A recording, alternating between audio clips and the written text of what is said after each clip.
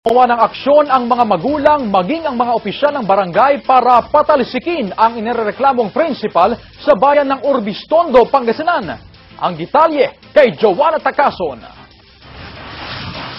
Nagkaisang mahigit 30 magulang na pirmahan ng blatter case na kanilang inihain sa pulisya kaninang umaga. Ito'y para kondinahin ang maling pamamalakad ng kanilang punong guro sa Urbistondo National High School na si Hermenegildo Sabangan. Matatanda ang nagkaroon ng rally ang mga magulang noong nakarang buwan. Pero sa pagkakataong ito, uminit ang eksena ng kandaduhan ng mismong opisina ng kanilang principal. Bagamat walang kumusyong nangyari, labis na naapektuhan ang mga estudyante, gaya na lamang ni Edrin na walang kaalam-alam kung bakit pinadlakan ang opisina ng kanilang principal. Nalungkot po ako kasi pinadlakan po yung office ng principal. Hindi ko naman po alam, kahit hindi ko po alam ang dahilan. Masakit po yun kasi sila po yung namumuno sa school tapos pinapadlakan yung office nila. Between 9:15 hanggang sa 9:30 siya. Sino daw po yung mga nandito kanina? Ang nakita namin kanina kasi nga hindi namin alam na ganito yung mangyayari. Si Mayor with some other parents at saka yung mga kasama niya, mga bodyguard niya yata yun.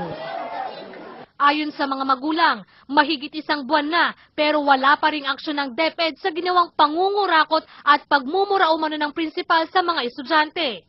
Oo, binumura niya. Hindi lang ako, kahit itong mga ibang parents, mga anak nila, minura niya talaga.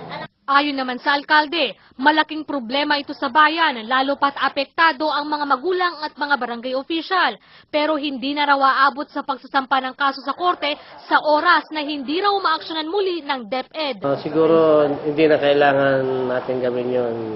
Tao rin lang tayo. Ang importante sa akin naman, ma-resolve yung problema. Umaasa naman ang mga magulang sa agarang aksyon ng Department of Education Pangasinan 1 dahil apektado na rin maging ang pag-aaral ng mga estudyante. Joanna Tacason, Patrol ng Pilipino. Ngayong araw naman matatapos ang pinakahuling training ng mga site surveyors sa Pangasinan at ayon po sa COMELEC, sa kanila nakalalay ang automated election. Nagbabalik sa report si Joanna Tacason.